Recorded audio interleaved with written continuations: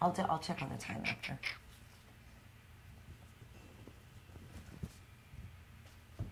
Skin dry. Is your tan holding up? Come on, girl. I got a lotion on. Yeah. Cages right? too, man. Cage is like the best tan line. All right, you are live. Hey, everybody. Welcome to the H.E.A.T podcast. I'm Karyn Bryant. What's up, guys? Alan Jouban here. Nice. What's up? Wade's here. You seem stressed already. I'm good. You good, Wade? You sure? Didn't you hear that? Didn't you hear that little? I got nothing but love for you, Wade. Me and Mario Yamasaki. Oh my God! If you need me to stop it, I will stop it right now. Stop the it. podcast. Stop it early. We're stopping it early. Show's over. Show's over. Just stopping it now. If you show any signs of, oh my God! Yeah, we paused. Show's over. I took a hiccup. He's out. He's out. You'll live to podcast another day, though. So I saved you. I actually saved you. So obviously, we'll be talking about UFC Oklahoma City.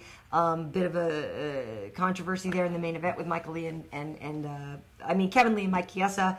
But also on Saturday there was the big Bellator show. Yeah, man. It was I was at a wedding, my buddy Adam Hunter's wedding. It was a beautiful wedding. So I had to go back home and watch it. I was watching a little bit on my phone. Congrats, Adam. Yeah, congrats, Adam. Fedor. Yeah. The double knockdown. The double knockout, the Rocky moment. Yeah. And the Chael and Wanderlei fight, and I want to get into that, so we'll definitely get into that as well. But we'll start with Oklahoma. But first, I want to start with you. What's the update? You know, for those who don't know. You mean my Jays? Look at that rubber guard. I still got it. Nice. We're about a week out, guys. I think one more week, and then you know what I'm gonna do? As soon as I'm cleared, I'm gonna burn this.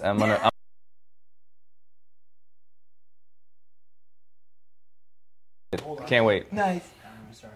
What? We're good. Okay, we're good. Audio cut out for a second. All right. Okay. So we I'm see showing some footage of you with your. Oh yeah, there we go. With the boot. I love that you're not. That's like literally the hashtag no excuses hashtag. That's it. And again with the neck exercise. The band. The neck. You're gonna have the most swole neck this summer. I'm looking. That's the goal. It's just gonna be. It's just that way you'll be unchokeable, right? Swole is the goal, and size is the prize. There's a guy. What's that guy's name? You guys watch World Star Hip Hop? There's this like crazy big buff white guy. So bad. He sits in his car and does these crazy rants. His name's like Frank something, but that's kind of his hashtag at the end. It's pretty hilarious. That's good. I follow World Star on my Twitter feed, but apparently I've missed that, but yeah, you'll. I'm on Instagram. That's, you gotta get on Instagram. Oh, sorry, but you gotta get that swole neck. All right, That's speaking of necks, Michael Chiesa definitely did get himself in a really bad situation there with Kevin Lee. You know, so he was. It looked to be. Oh, it was. That it was a done deal. It looked to be a done deal for Kevin Lee, but the problem is Yamasaki stepped in, stopped the fight because Michael sort of. Went sort of limp-looking-ish for a second because he had been fighting the hands. Then he sort of paused, and Yamasaki said the fight was over. Of course, he immediately jumped up, freaked out. Yeah. Kevin Lee celebrating the win. A lot of debate about this. What's your take on the stoppage? Did not like it. This is the thing. I've spoken about this before. Before every one of my high-level fights. I'm quoting Tony Ferguson. Tony kept saying high level. Yes. Like, it's on my head. Before almost all of my fights, I usually tell the referee, like, look, if I'm in danger, I get in danger sometimes. I'm that kind of guy. Sometimes I get dropped, I bounce back up. Sometimes I get my bag taken, but I always find a way out of it. If I go out, stop it. But, if I don't get knocked out and I'm still kicking, let me fight. And Michael Chiesa seems to be the same type of guy. He says it. He says, in all my fights, I seem to get dropped or people take my back and then I get out of it. So to not give him the opportunity to fight it, especially, as they already said, it happened earlier in the night. Yes, with Justine and Felice, and they let that go forever. She was completely locked in, and Felice is a killer on the back. For sure. And she didn't get tapped. So how can you say that it's any different in the main event, the bigger promoted fight, even though Kevin Lee is a killer on the back, you still have to let Michael Chiesa have his chance. And so for Mario Yamasaki to just...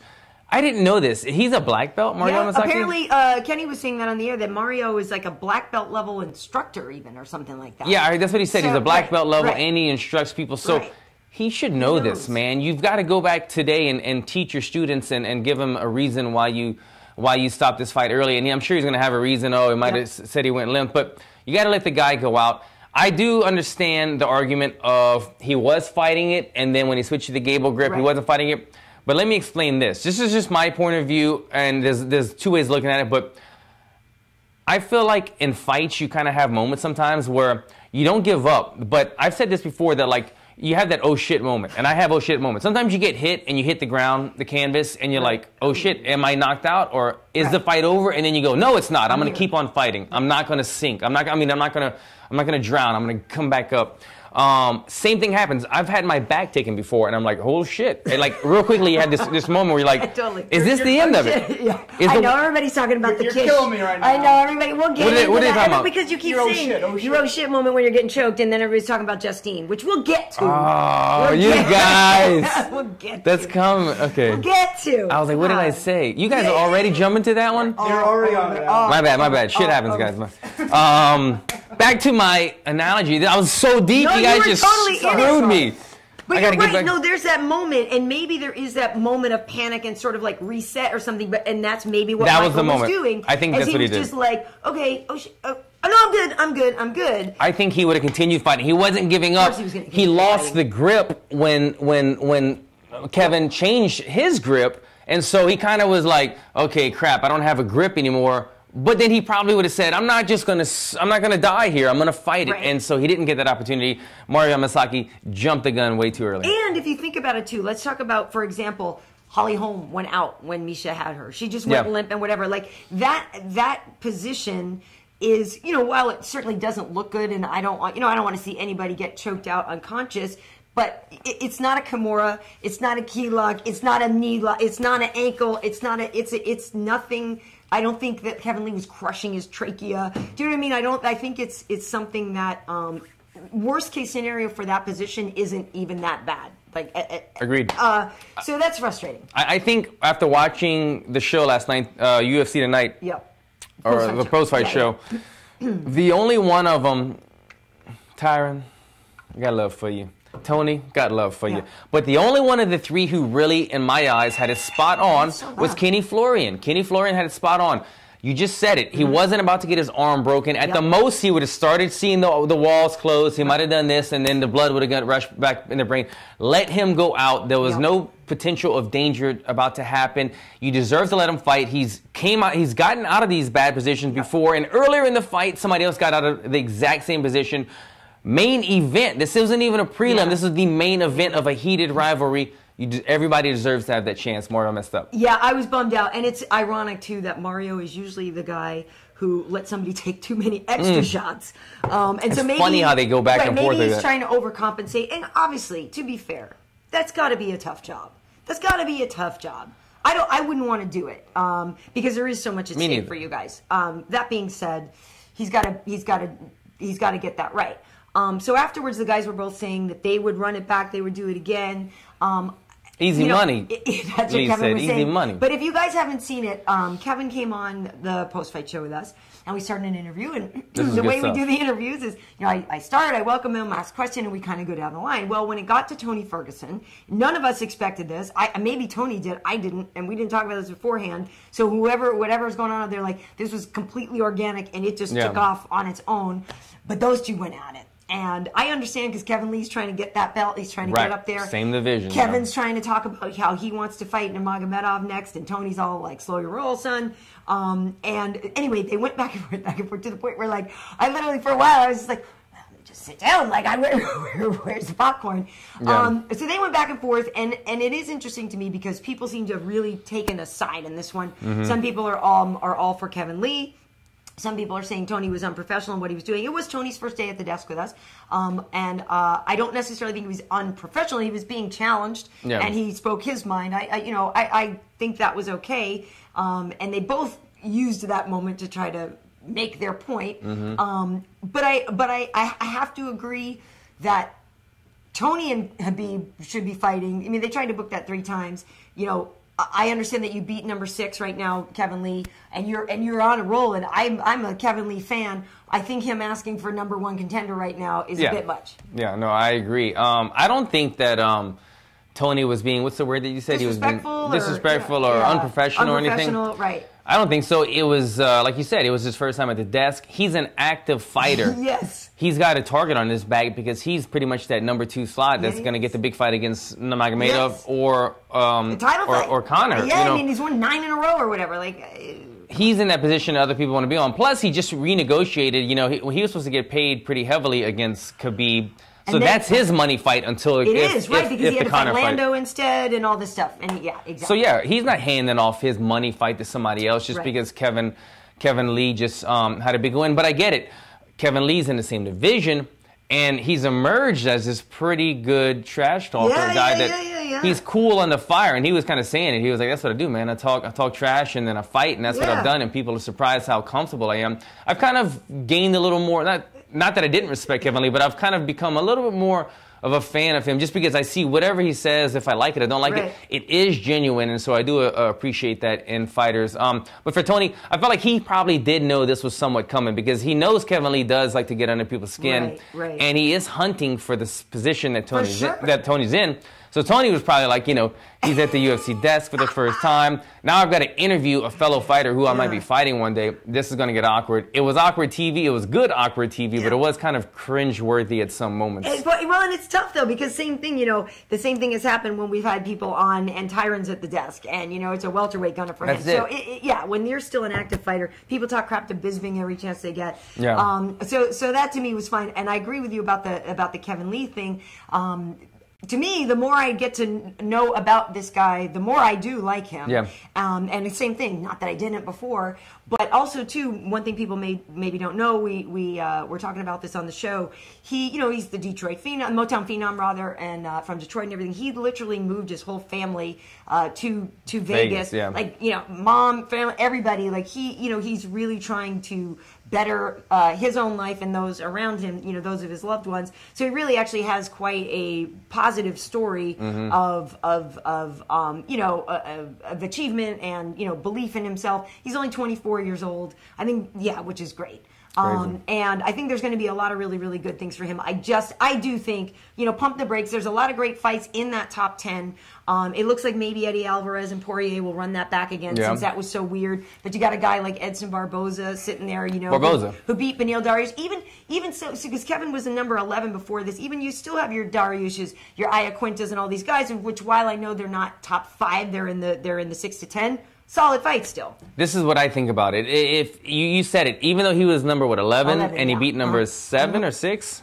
6. Number 6. That doesn't necessarily mean you beat number 6, you become number 5. Sometimes you beat number 6, it was kind of a weird stoppage, you become number 7. You know, it depends on how you got the job done. But he did himself a favor by starting this little beef with Tony Ferguson. I know. And that's what sells fights, and that's what the new age of the UFC is starting to learn, that the more you make yourself marketable, the more you make yourself love him or hate him, I want to see what he has to say. It makes people interested, and when you're interested in the guy fighting, you buy you put butts in his seats, you want to watch him fight. So even though it wasn't like a hugely, it was a kind of somewhat semi-dominant performance. He did get the win. He did rear naked choke him in the first or second round, whatever it was. But the trash talk that ensued after, the little beef with Tony Ferguson, I think it does elevate him to that top 5 or 6. But I don't think he's ready to jump up to Khabib just yet. Have you heard Al Iaquinta talk smack? He's a good one too. I mean, this is what I'm saying. Like, where's Al Iaquinta? He's 9 or 10, I think, right now. Okay, because because Beneil is still in there, like 7 or 8. Yeah. You have Michael Johnson, I think, is number 6. No, I know. Well, Michael Johnson's fighting Justin Gaethje at the Tough finale in 2 weeks from now, so that'll be good too. And Nate Diaz is still in there too, but we know Nate's not going to fight anybody except Conor, so why would he? So there is actually, it's weird because there's a lot of guys that could be good fights, but they're sort of already maybe spoken for or whatever. Yeah. At any rate, fun fight while it lasted, but disappointing ending. Both those guys I do like, but in the co-main event. Johnny Hendricks. Yeah. Johnny 188 Hendricks. Dude. Johnny missing weight at middleweight. Dude. It's hard. It's like Chicken Little with the sky is falling. Like, how many times are you going to give this guy a break on missing weight?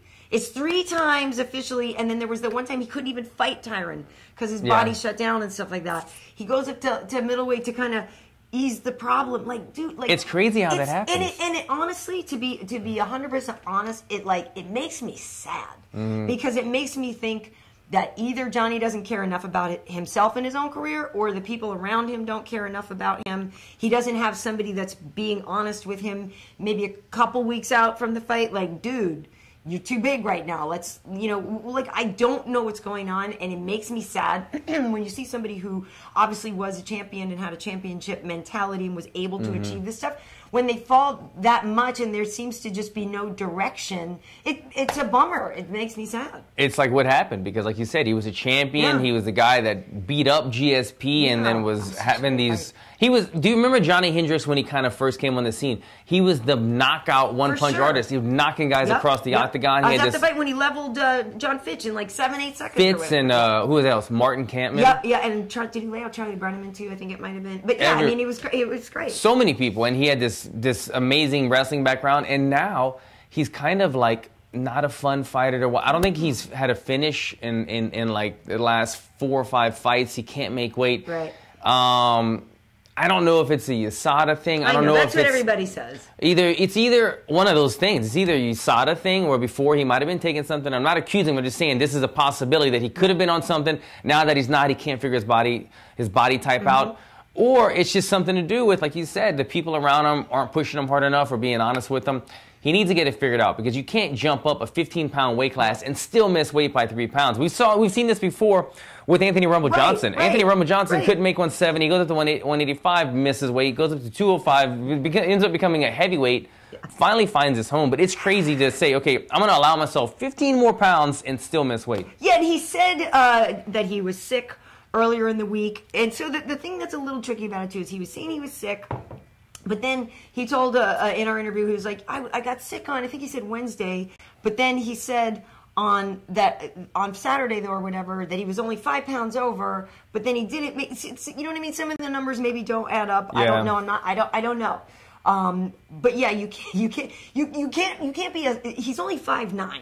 So he's an inch taller than me, if that's numbers even true. You know, a lot of 5'8". I'm 5'8". I'm 5'8". Okay. I would lie and say 5'9", but I'm 5'8". But you can't go up against Tim Boetsch, who used to fight at 205. Yeah, do you know what I mean? And then come down and expect to have good results there. So Tim Boetsch, the hockey, he loves to get that over. I know. He totally He's does. like a schoolyard. He gets that overhook on the head and he just starts knocking you out, man. He loves that move. I know. It's great. I'd like to describe Tim Boetsch as like, Tim Boetsch is that guy that lives down the street from you and you're like, you got to move some stuff in your house. Yeah. Like, let me call Go it get Tim. Boetsch. Yo, let me get Boetsch. I'll give him like a 6-pack of beer and ask him if he'll come help me move some stuff. Barbarian. Right? The dude is so strong. And happy for him. You know, he's a good guy. He's been around for a long time and he's been talking about how, you know, he's like, look, I may be older than a lot of these guys, but I'm still getting better. You know, he sees Hendo as sort of like an inspiration for how long Dan was able to still, even though Dan beat Tim. Yeah.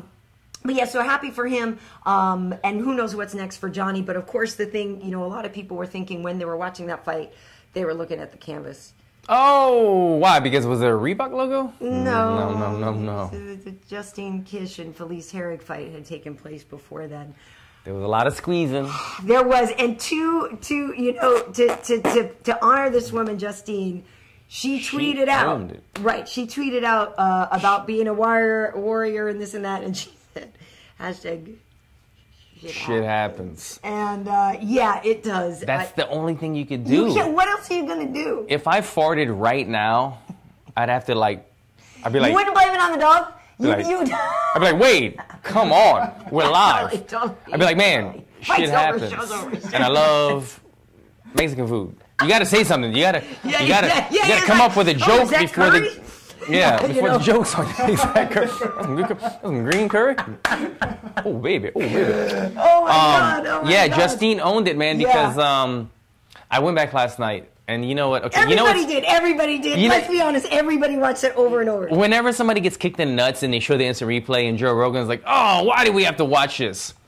I will tell you last night, I couldn't wait to get home and put on some instant replay in slow motion to see the poo-poo shot. I wanted to see when it came out. I was going back and forth. And she was in a tight position and there was no poo-poo on the canvas yet. And so I saw where the spot was and then I fast-forwarded and rewound it. And when the poo-poo all of a sudden appeared on the canvas, I'm like breaking this shot down. Oh, you are. There was not really a lot of action happening, so I think what happened, I'm just giving you my professional insider tip, because I may have shat my drawers before it in sparring. I think when she was in that tight squeeze a minute before this, she probably, a little wet one squeezed out, and then it soaked out. It kind of leaked through, and that's when it got on the canvas a little bit later, because I saw it on her heel. I couldn't see the exact moment.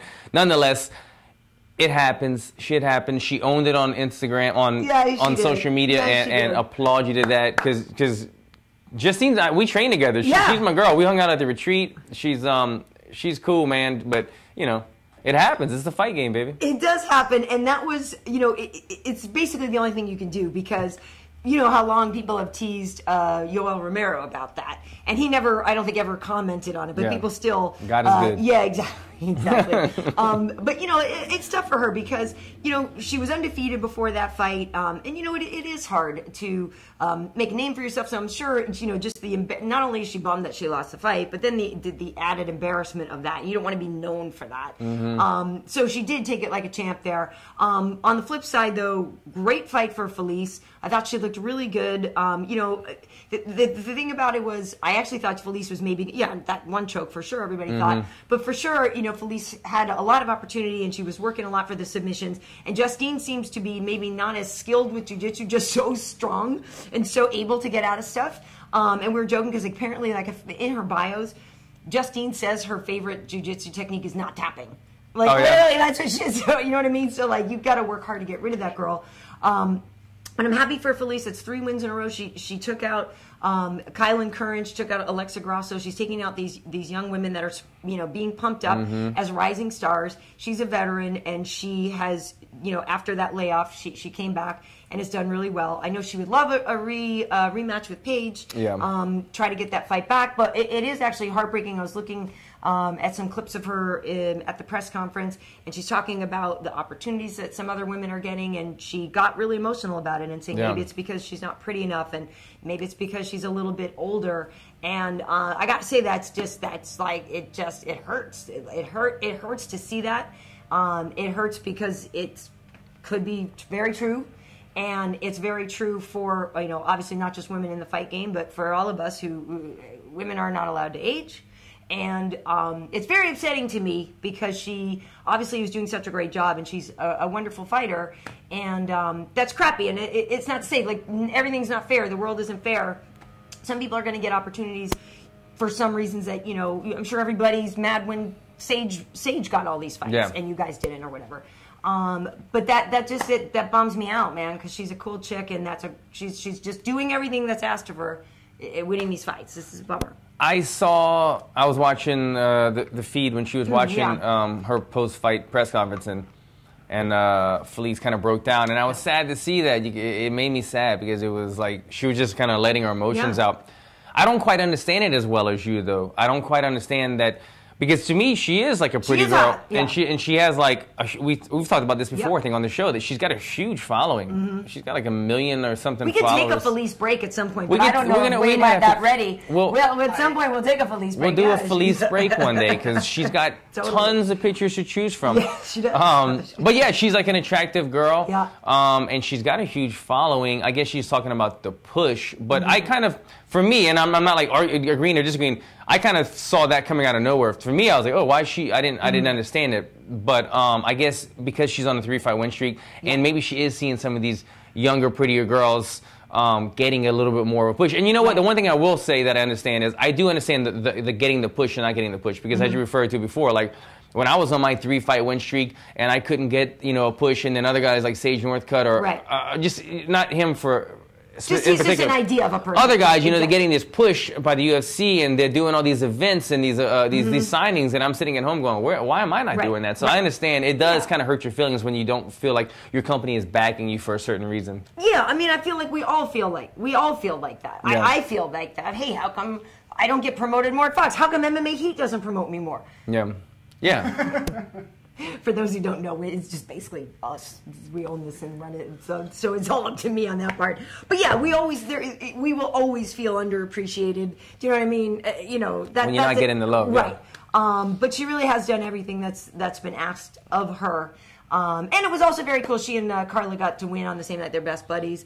They both won. And they were both talking about how it actually is a little bit stressful for them to fight on the same card. It's like, it's nice everybody, but at the same time, you're so worried about your friend too. And you have to go through the emotions twice. Exactly. Yeah. So congratulations to both of them. I'm happy for them and look to. For good stuff for them. I know we are going to move on to the Bellator. Oh, well, before we go what to else Bellator, is on that card? BJ Penn. BJPenn.com. Sad. Yeah. Sad. All right. I'll speak first on this one. BJ Penn. Love him. Everybody loves BJ. Everybody who's a real fight fan loves BJ. BJ does not look, in my opinion, physically the same BJ that he once was. And I don't want to say mentally, but I don't see that same fire, that same desire in his style of fighting. You could see that there was his just reaction time when he dropped. Second round though, he looked great. We were like, BJ's back. Yeah, dropped him with the uppercut, but I was like, man, why didn't he pounce on him? Like just the reactions are getting a little bit more delayed, a little bit slower, and then just that fire. I know he was hurt, his leg was hurt, but he was kind of. The referee was ready to step in at any moment because he'd see the fight. He didn't have the fight inside of him anymore. When you don't have that fight inside of you during the actual fight, then that's kind of the time when you got to start just thinking about it. I'm not saying BJ retire, but I'm just saying this and you got to think about it. I get it. We all have that fight sometimes where we're sitting at home and we're like, I need to get back in there. But when you're actually in the performing stage, when you're inside the octagon, and if you're not seeing that you have that desire that you once had, that's when you have to think it. And I didn't see that desire that he once had. Yeah, and it's hard because he doesn't get out of the way of the trouble. You know what I mean? He takes too much damage. Yeah. And I agree. There was points where it looked like they were maybe going to step in and stop it. But yeah, that second round, he dropped him.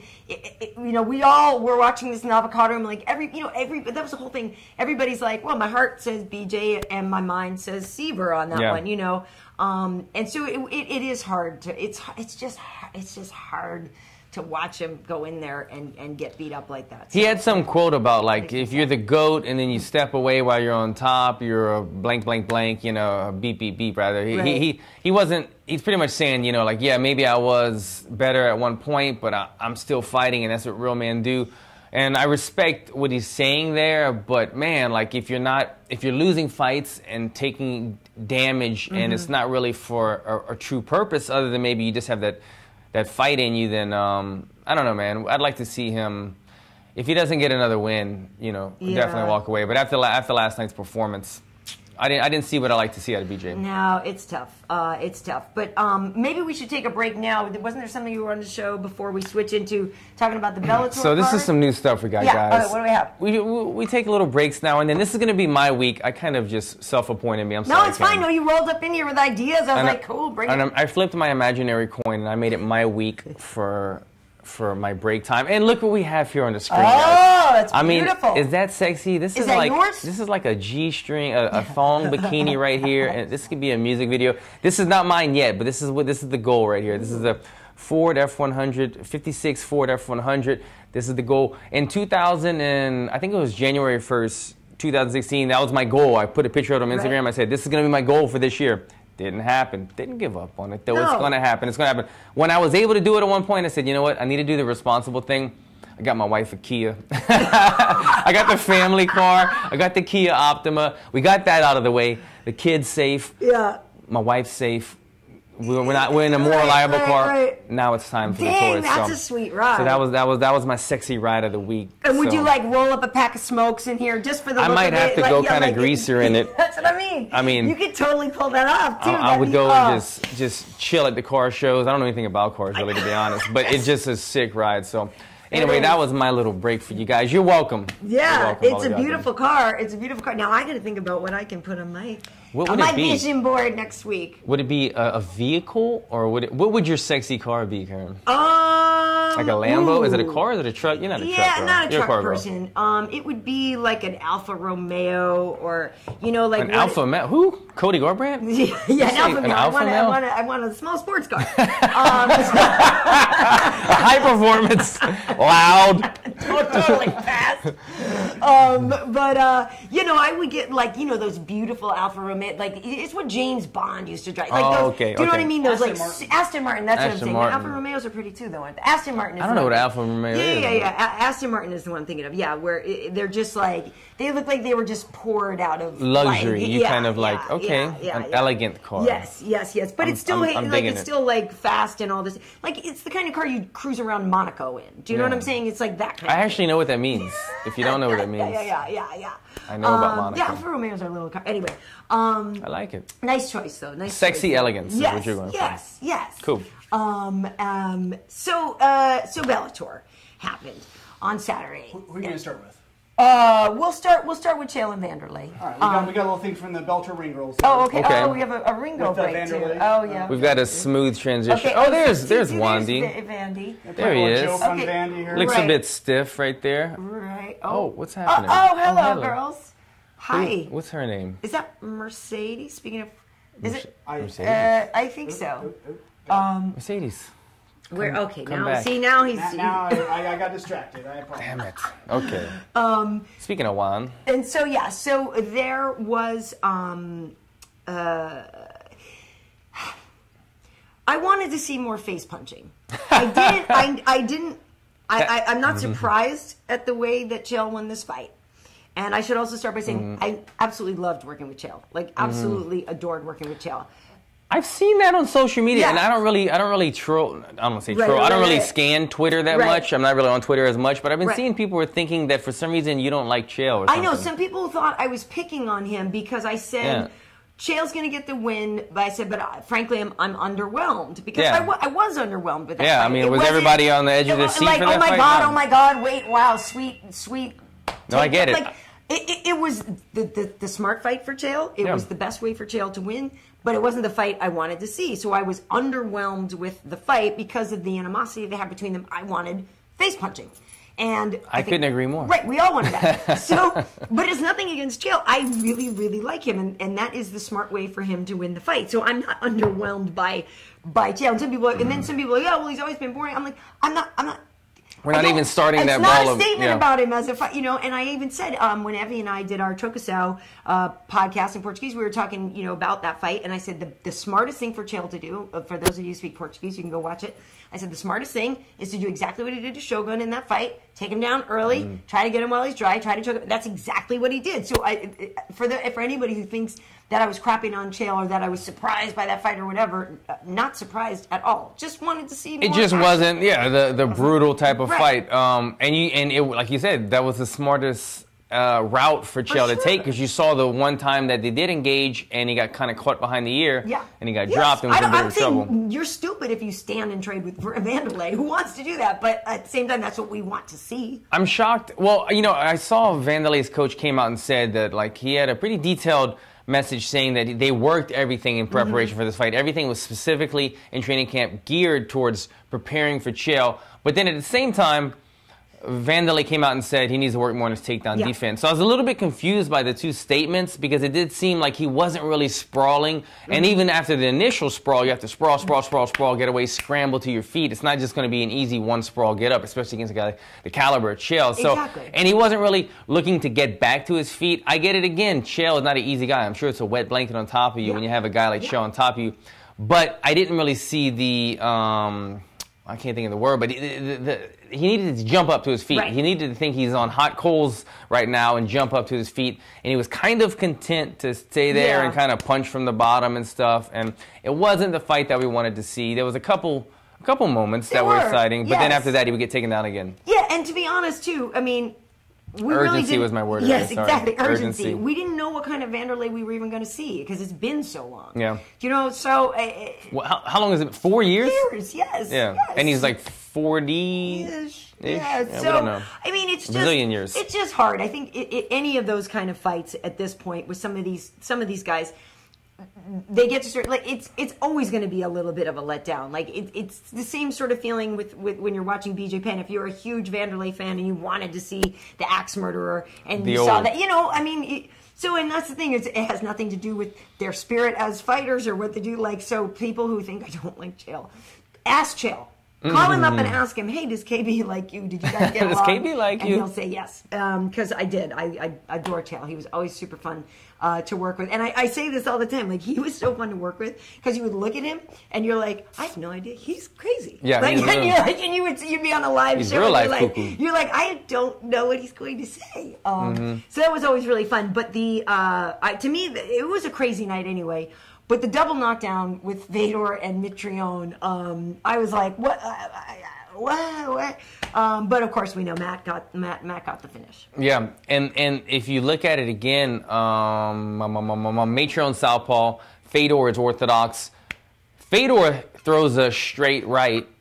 Mitrione is actually throwing his kind of jab, and he knocks down Fedor. He does more damage with his jab than Fedor does with his right hand. But the thing about that is Mitrione actually, he's kind of notorious for having that powerful jab.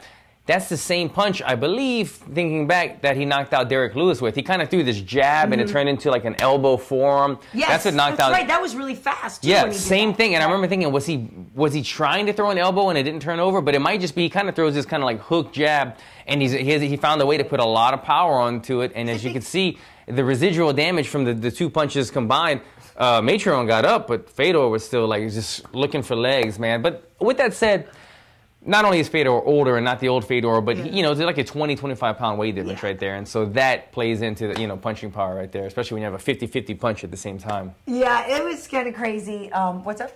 Fedor got some love as well. Oh, gosh. We're taking the Fedor break already. We'll talk over.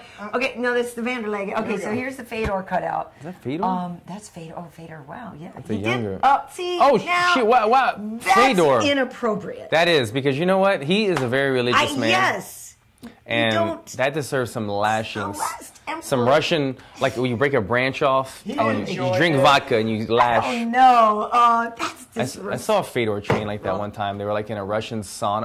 Yeah, and they were like beating each other with branches. Isn't it like a eucalyptus or something? Yeah, or I don't know. Might have been. But yeah, I mean, again, did we really think we were going to see the old Fedor there? I don't. No. After the fight with Maldonado, where he got lit up. That was the telltale sign for me. Dude. Like, if he's not getting through the fight with Maldonado, how's he going to get through with these younger, more elite, athletic heavyweights? And, like, man, I don't even know if I want to go this route, but for some reason this came to me. Like, I remember watching it, and Brendan Schaub was doing some of it, and he was kind of hyping the fight as the best heavyweight of all time. Right. And I don't know. I gotta say, I disagree. Like I was in that time where I was watching Pride and a huge fan of Fedor and the stuff he was doing. But this is the competition, the no testing back then. I'm not saying Fedor, because Fedor never looked like he cheated, but everybody else was cheating. But just saying you can go. I had a friend who fought in Pride, and he said he did acid mushrooms the night before, and then they asked him to fight the next day, and he ended up fighting. So that just shows you what kind of testing system they had back in the days of Pride. But when Fedor was fighting, it was just so many different things going on, and the level of competition wasn't as high. So he did some amazing stuff, and I loved Fedor's 10-year run of being undefeated. But he wasn't fighting the caliber guys like Matt Mitrione, where these are like athletic, big men who hit hard. He was fighting like sometimes, just whoever they threw at him, but it wasn't the guys that he was fighting today. Much higher level. And it's different because now when you look at, let's say you look at Verdum's record, you look at who's Stipe's taken out. Yeah. They're better fighters, more all around better fighters and stuff. So maybe of that era, Fedor was going. At the era, he was. At the time, he was the best. But I think you have to maybe put a different time, like a time stop on that, and then say, like now maybe he's not. And also, let's be honest, he's not a true heavyweight, and he wasn't really fighting true heavyweights. Yes, he fought some ginormous guys in some freak show fights now and then, which is amazing. I love those fights. But like Fedor now is fighting true heavyweights, and these guys are all 30 pounds heavier than him and athletic. They're not just like a guy that's 4-1. Then now you're fighting like real heavyweights, and it's kind of showing. But he's at the end of his career. He's not as good as he once was as well. So.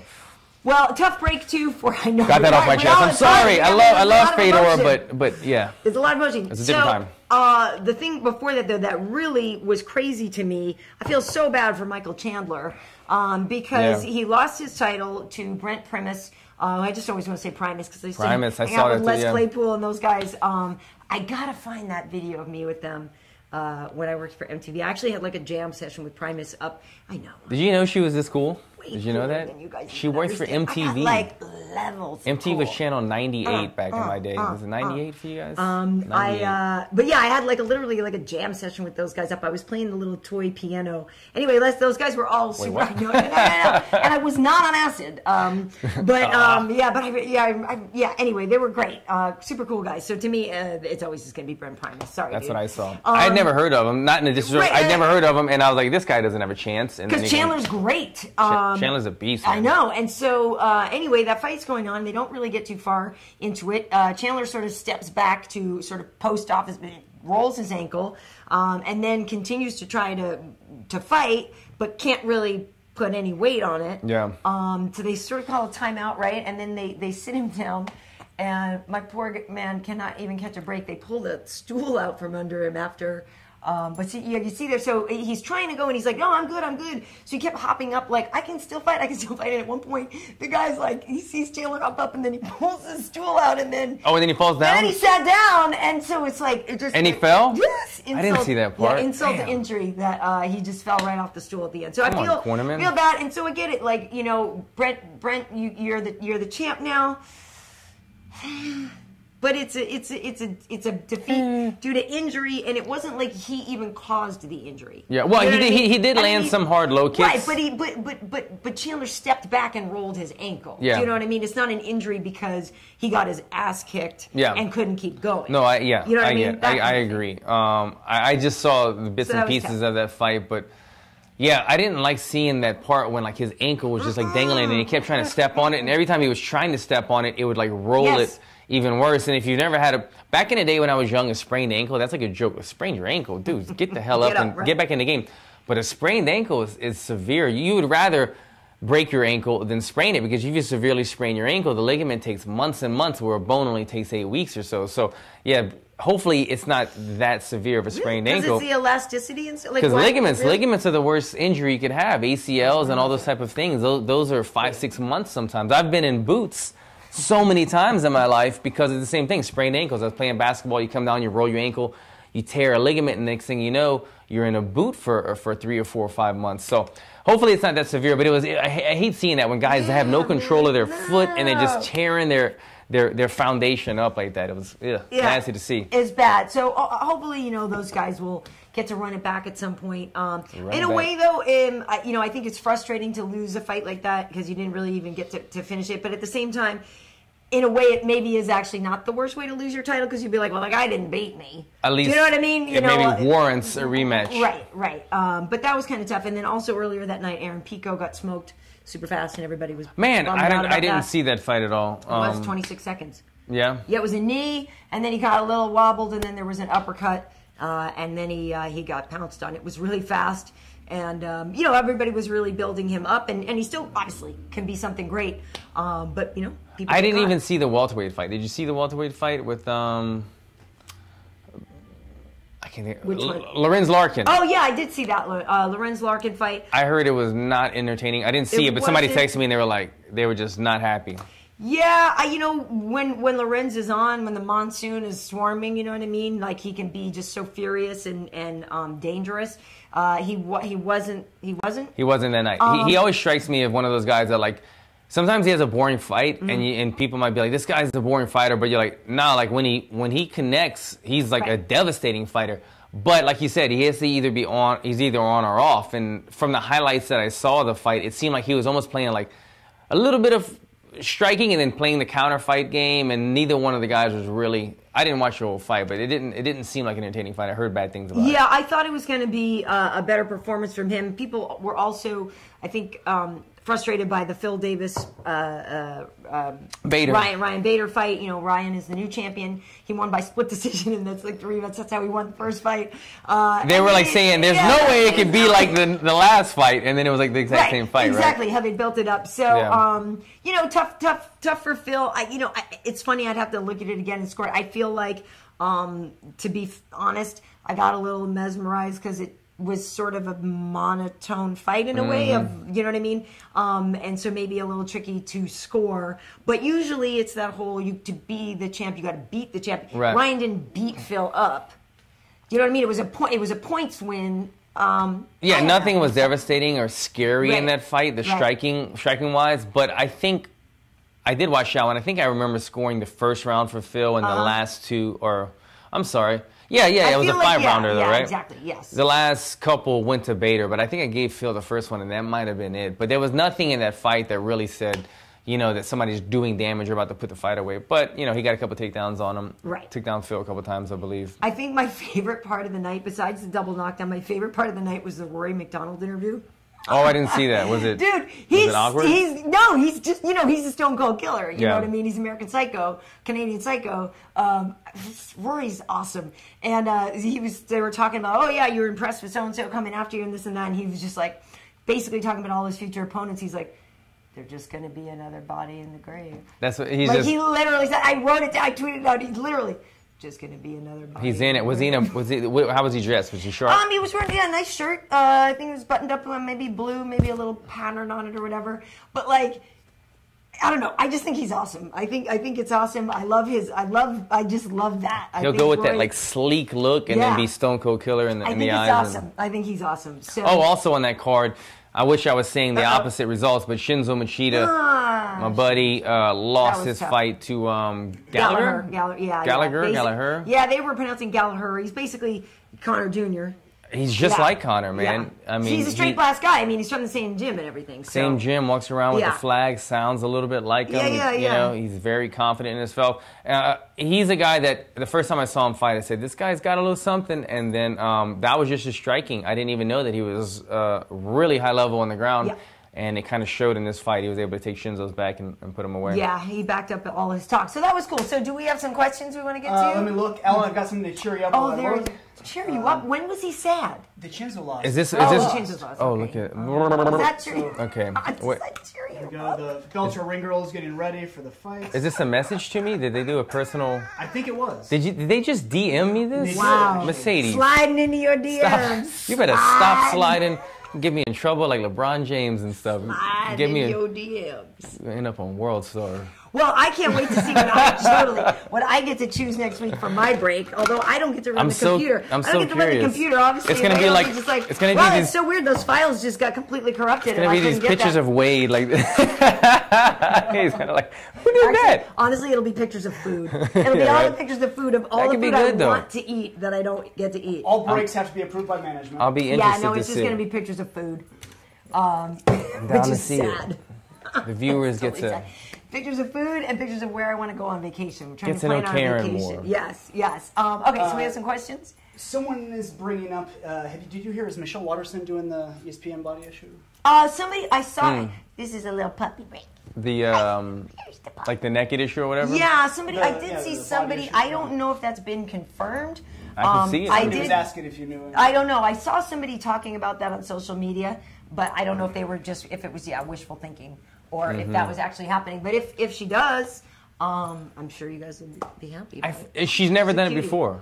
I don't know. Because you know what? I was talking to her at the retreat, and I feel like I heard her say something about that. And it was either that she had done it already, or maybe she was. But I think you're onto something about that. Because I think she mentioned that to me when I saw her a couple weeks ago. So maybe so. I mean, hey, nice work. You can get it. Maybe we'll pop it up on the screen for our break next time. I'm sure we will. For promotion. Yeah. Somebody's asking how you think Lima will do in the UFC. Big brother Lima. Yeah, exactly. He's a beast. Let me tell you something about him. He is a big welterweight. I remember when I fought in Brazil, and his brother was on the card, and the bigger brother, the Bellator Lima, was out of camp, and this guy had to be at least 220. I mean, this guy was a huge welterweight. He cuts a tremendous amount of weight. He's like 6'2". Yeah, and Diego's big too. Both of them are huge, but he fills out, man. He's a big-bodied guy. I think he'd do well. Yeah, and as we know, Diego is still in the mix on The Ultimate Fighter. So, and you know you already know what's happening, right? look into her eyes. Honestly, seriously, as soon as the name Lima came up, I went into my brain. I was like, you're like, don't say a thing. Because I know, I can't say. But you see, during the UFC fights, they had the two guys from the show kind of doing like the what's his name, the sharp dress guy, the 55er fighting at 70. Oh, James Krause. Yes. Okay, and Ramsey, they're both sharp dressed. Right, they were kind of handling the social media for UFC during the fights. So I was thinking, anytime you see little things like that, like UFC promoting certain guys for something, like why are they getting? Well, we know some of these guys are in the semis already. We know that. Why'd you just crush me, Karyn? I'm trying to be onto something. I'm trying to start a conspiracy theory. Just ask me. Crushed it. But no, it's hard because I get the layout of everything. And so it is tricky to not know what you know. Yeah. And like literally you really have to like very specifically parse your words when you talk about some of this stuff. I'm not good at lying or hiding stuff. Wait, now that you just said basically conversely I am. You're a liar. She's a big liar. Great. Thanks for that. It'd be hard to hide it if I knew the results. Yeah. Love having you here. Folks, it's Alan's last show.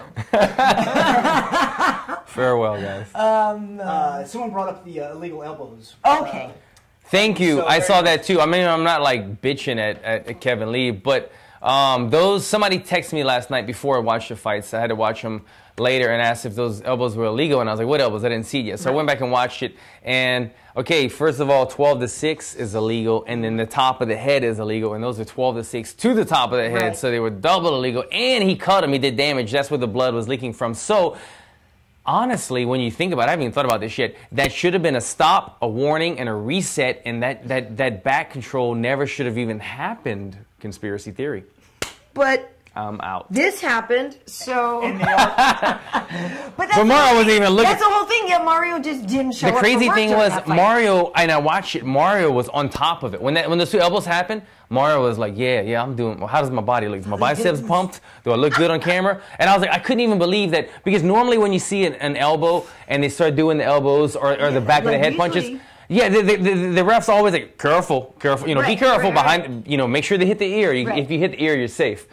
But those were completely illegal in two different ways, like I said, and he didn't even give him a warning. So I don't think Kevin was intentionally trying to do it, but he still committed a foul, a double foul, and it wasn't even warned about it. There should have been a stand-up. So the rear naked choke should have never even happened. It's tricky too, because Chiesa was saying afterwards that he may want to try to appeal this, and basically at work the guys last night were saying, I don't really know that there's going to be much merit to this being turned into a no contest or whatever, but because of the tap thing, because of the no tap. But if he goes in there and he has this evidence of illegal things happening and not getting called, I mean, you never know. It could help his case. I don't know. But Michael's also not a little who's going to cry about something like that happening to him necessarily. Like, I think he's going to let the stuff that Kevin did slide. He's more furious about the no tap than he would be about taking an illegal blow. I personally think that's and listening to the live broadcast, I thought I heard somebody say like illegal. Somebody said something about those elbows. I don't even think it was Michael. I think it was just Corner yelling about it. But I don't. Yeah, I think you're spot on. I don't think Michael's the kind of guy that's like complaining during the fight. No, but if he can use that to his advantage in a case, maybe he would. I don't know. We got one of the fans, Joseph Boza. He actually brought up that's John Jones' only loss because of that illegal.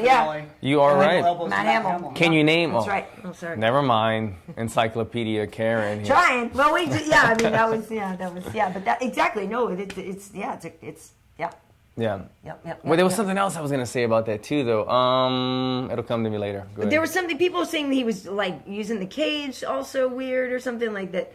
Because I saw some people. But his hand was palm. They were like, oh, and they're not even going to talk about the cage grab and the this and the that. It's like he didn't have his fingers in it. I mean, as long as your hand's flat, you can push on the cage all you want. Okay. And I guess lastly, with both Wanderlei and Fedor losing, people were wondering, who's your favorite Pride fighter from back in the day? Oh, we said this before. Rampage. I know, but maybe they didn't see it last week. We both said Rampage, huh? And Shogun was awesome. Rampage. And, I mean, that's the thing. Like, I guess. Let me go. This wasn't even from Pride, so I don't even know if I'm answering your question. But I'm excited that Japan, Gohan Saki is going to be making his debut. Sakuraba's getting inducted into the Hall of Fame. Right, but is he? Saki got signed to the UFC, I believe. I saw. I believe he got signed to the heavyweight division. And he's going to be making his UFC debut in the near future because I follow him on Twitter. And that's how I know that. But are we checking that out? I'm trying. Okay, yeah, we're going to check that out to confirm that. Otherwise, I'm just making shit up on the spot. You get hit in the head. I'm pretty sure, though, that I saw... May 25th, kickboxing star Gokhan Saki signed the Nice. So even though he didn't fight in Pride, he was part of the same era in Japan. And if you've never heard of Saki, it's a delicious drink. I prefer it. You're right. Yeah. I used to drink the hot sake back in the day, but that was a cheap one. The cold sake is the much better. The milky one, milky cold sake. That's the higher, that's the jam? The top shelf one. Okay. Gokhan Saki. I'm probably butchering his first name. He's kind of like Mike Tyson-ish of the heavyweight division. He was a kind of underbodied, smaller guy. But he's got some of the best technique combos, like uppercuts, bodies, leg kicks, everything for heavyweight division. So it'll be fun to see him in MMA, in the UFC. Cool. Nice. That's it? All right, awesome. So this week, have UFC tonight and Tough Talk, and there's an Ultimate Media Day for UFC 213 that I'll be down covering, and maybe you can come do a ride-along. Maybe so. So that'll be cool. Ooh. Yeah. That's the sound of the police. Right. That's on Thursday, and I don't. No, there's no fights next weekend. But then we go out to Vegas for International Fight Week and all that stuff. And I wish we were going to be watching you fight. I know. Damn. Who? I forgot the guy that replaced me. It's what's his name? Somebody against Kamosi instead. It's going to be. He was a guy from the Ultimate Fighter. I know. I was Nations. Yeah. Oh, it's Chad Laprise. Yeah. I knew it. I was just testing. He's just testing me. Right. Okay. Cool. But, so in the meantime, on social media, where can people find you? Check me out, guys. Check me out. Everybody else does. If you're not doing it, then you need to get with the program. I share stuff. It goes viral. I mean. At Alan Jouban. See you soon. And I'm on Instagram, KB Heat, on Twitter and everywhere else, Karyn Bryant. Obviously, we have MMA Heat as well, and Trokasau MMA on Facebook and Twitter.